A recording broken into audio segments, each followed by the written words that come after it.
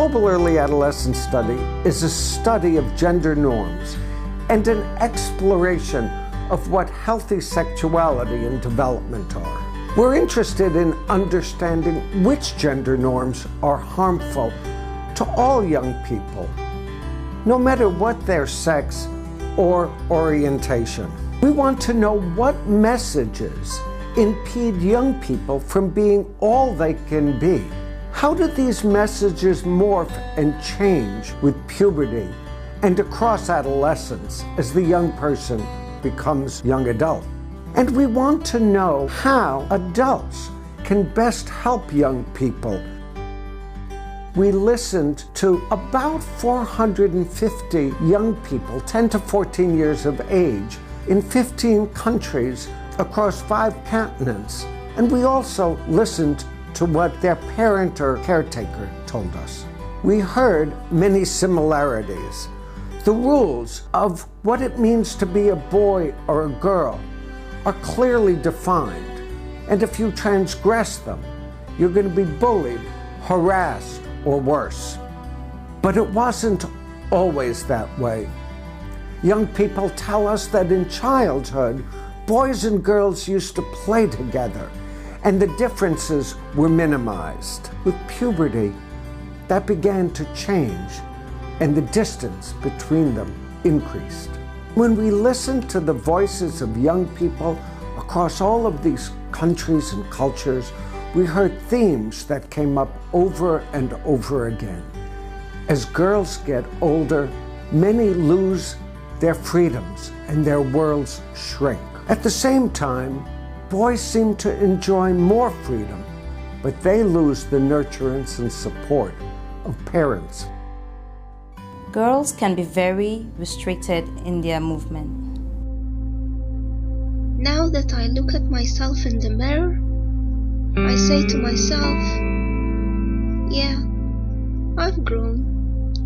I cannot go out anymore. When I was young, I used to play with girls, but now I don't think I'm missing.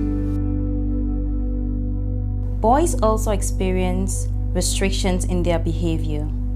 If you don't follow the rules, teasing, bullying, and humiliation can follow. A boy I knew used his mother's nail polish on his own toenails. When he was spotted playing with other boys, they mocked him and made him to take off his pants to prove that he was a boy. The burden of domestic chores is put on girls because of the attitude society has towards us. We girls are considered inferior to boys, so boys are given priority.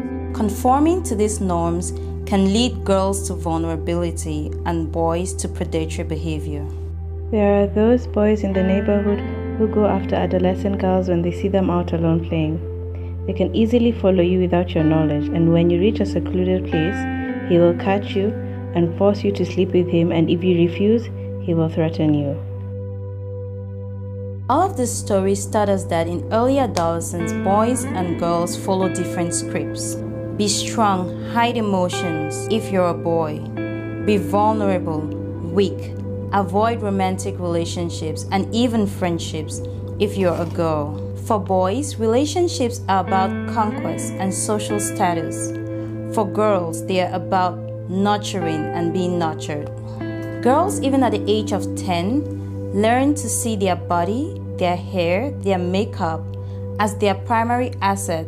Despite many cultural differences across the globe, we found that there are striking similarities in the norms that hold women inferior to men, and these norms became evident as early as 10 years old. While we know that gender norms can put young people at serious risk of a number of things, that includes violence, substance abuse, depression, school dropouts, early pregnancy, early marriage. What we don't know is how young people come to conform to these set of rules. Who are the primary sources of influence? Are they families? Peers? Is what puts a young person at risk in one context the same the world over? Why do some young people resist these norms, and what can we learn from them?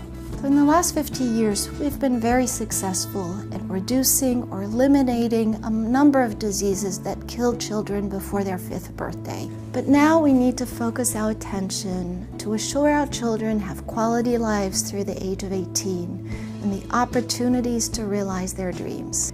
We need to do more to identify harmful gender norms so as to create a more equitable society. This is the vision of the Global Early Adolescent Study. We do not believe that one can create a gender-neutral world, but we can create a world that is free from practices that harm boys and girls. We envision a world where girls do not believe that it's okay for their partners to hurt them, where boys do not think it's okay for them to be physical and sexual aggressors. We envision a world where boys and girls can enjoy the support and nurturance of their families through adolescence, while at the same time they can be free from early marriage, unplanned pregnancies, life-limiting infections, and the emotional scars of abuse and gender violence. That is the promise of the Global Early Adolescent Study: to sharpen our understanding of gender norms that are harmful and build interventions in early adolescence that will be effective around the world and help move us to that vision.